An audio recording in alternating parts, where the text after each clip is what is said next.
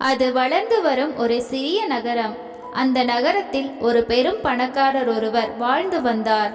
அவரிடம் பண கஷ்டத்திற்காகவும் வாங்கிய கடனை அடைக்க முடியாமலும் சிலர் தங்கள் பிள்ளைகளை வேலைக்கு அவரிடம் ஒப்படைத்துவிட்டு செல்வார்கள். அப்படி வாங்கிய கடனுக்காக தன்னுடைய 2 மகன்களையும் அந்த முதலாளியிடம் ஒப்படைத்துவிட்டு வீட்டுக்கு வந்த விவசாயி ஒருவர் தன்னுடைய இயலாமையை நினைத்து மனைவியுடன் விஷமருந்தி தற்கொலை செய்து கொண்டார். இந்த செய்தியை அறிந்த மகன்கள் இருவரும் அழுது துடித்தனர். நம் பெற்றோர்கள் என்ன பாவம் செய்தார்களோ, இப்படி சிறுவயதான நம்மை அனாதையாக விட்டுவிட்டு மகிழ்ச்சியாக இருக்க வேண்டிய வயதில் அவர்களும் அவர்களின் மரணத்தை தேடிக்கொண்டார்கள் என்று தங்கள் பெற்றோரை நினைத்து தினமும் அழுதனர். ஒரு நாள் அந்த நகரத்திற்கு வந்த ஆன்மீகவாதி ஒருவர் ஆன்மீகத்தை பற்றி உரை நிகழ்த்தினார்.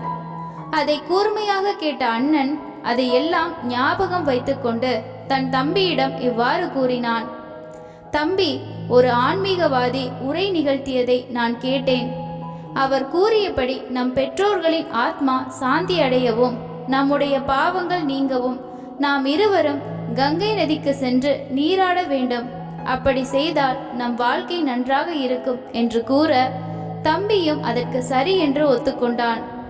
முதலாளி வெளியூர் செல்லும் நாளுக்காக காத்திருந்தவர்கள் அவர் வெளியூர் சென்றதும் இருவரும் அங்கிருந்து தப்பித்து கங்கை நதியில் நீராட தங்கள் பயணத்தை தொடர்ந்தார்கள். காடு மலைகள் கடந்து வழியில் கிடைக்கும் உணவுகளையும் பழங்களையும் சாப்பிட்டு கொண்டே பல நாட்களாக தங்கள் பயணத்தை தொடர்ந்தார்கள்.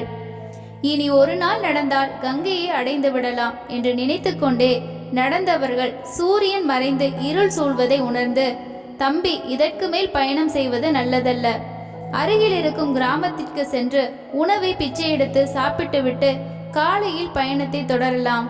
இருவரும் ஆளுக்கொரு திசையில் செல்வோம்.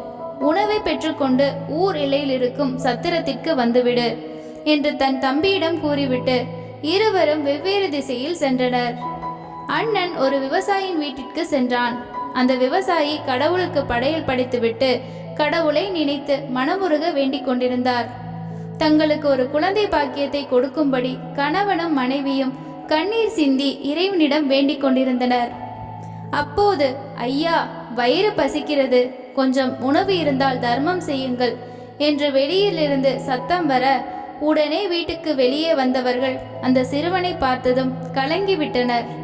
இந்த சிறிய வயதில் பிச்சை எடுக்க வேண்டிய அவலம் என்ன என்று கேட்ட அந்த விவசாயியிடம் தன் கதையை கூறினான்.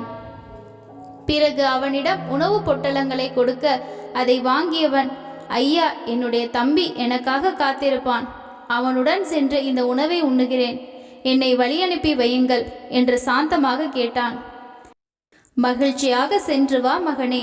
உன்னுடைய குணத்திற்கு உன் பெற்றோர்களின் ஆத்மா சாந்தி அடைந்து உனக்கு நல்ல வாழ்க்கை அமையும் என்று ஆசீர்வாதம் செய்து அனுப்பி வைத்தனர். மற்றொரு திசையில் சென்ற தம்பியோ ஒரு செல்வந்தனின் வீட்டுக்கு சென்றான். அந்த செல்வந்தன் தான் செய்த பாவங்கள் குறைய வேண்டும் என்று, தனக்கு ஒரு குழந்தை செல்வம் வேண்டும் என்றும் பூஜைகளையும் பரிகாரங்களையும் செய்து கொண்டிருந்தான். அப்போது வீட்டின் பின்புறம் அறுசுவை உணவு தயார் நிலையில் இருந்தது. இவனும் வெகு நேரமாக உணவு கிடைக்கும் என்று பொறுமையாக காத்திருந்தான். ஆனால் சிறுவன் என்பதால் அவனால் பசியை கட்டுப்படுத்த முடியவில்லை. தயார் நிலையில் இருந்த ஒரு உணவு பொட்டலத்தை தெரியாமல் எடுக்க சரியாக அந்த நேரம் அங்கு வந்த செல்வந்தன் அதை பார்த்ததும், யாரது உணவை திருடுவது என்று சத்தம் போட்டபடியே பயத்தில் ஓடும் சிறுவனை நோக்கி கல்லை விட்டு எறிந்தான்.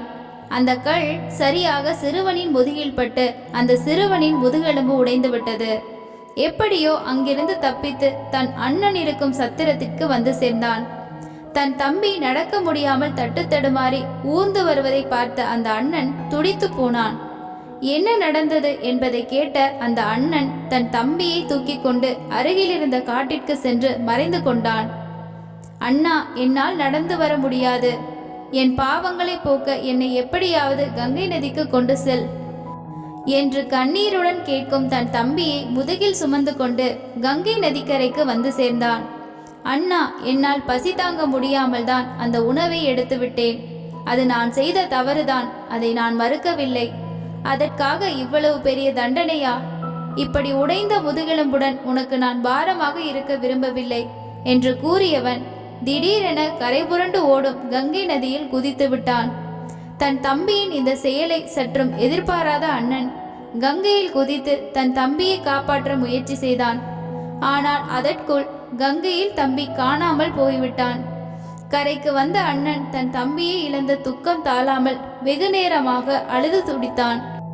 பின்பு வானத்தை பார்த்தவன், இறைவா, என் தம்பியை இழந்த பிறகு இந்த வாழ்க்கை எனக்கு தேவையில்லை. உன்னிடம் ஒன்று மட்டுமே கேட்கிறேன்.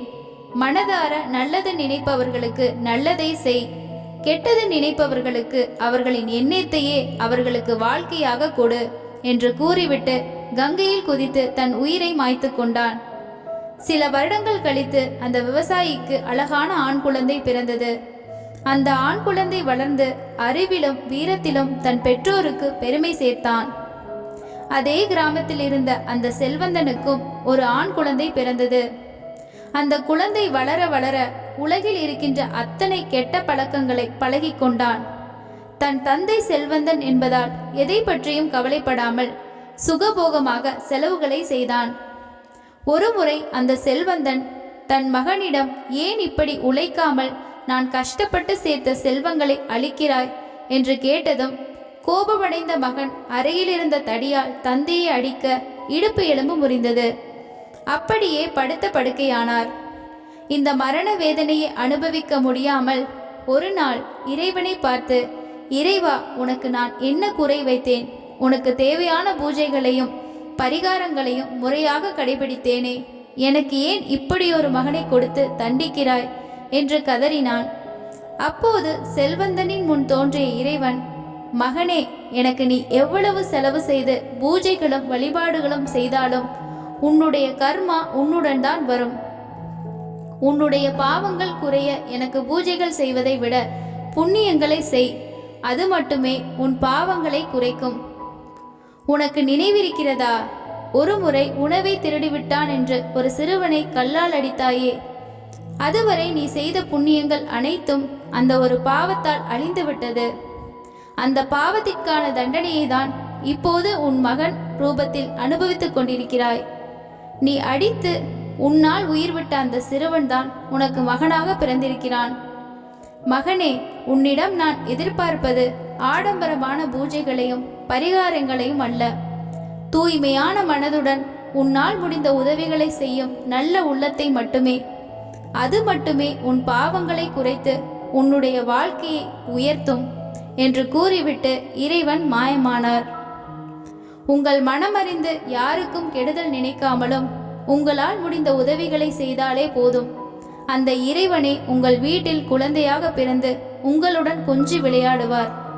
நீங்கள் செய்யும் புண்ணியங்கள் தான் உங்களுக்கு பிள்ளைகளாக பிறப்பார்கள் என்பதை மட்டுமே எப்போதும் நினைவில் வைத்துக் கொள்ளுங்கள்.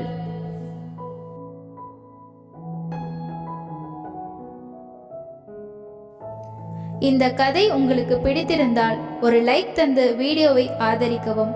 இந்த கதையை பற்றிய உங்களது கருத்துக்களை கமெண்ட் செக்ஷனில் பதிவிடவும். நன்றி.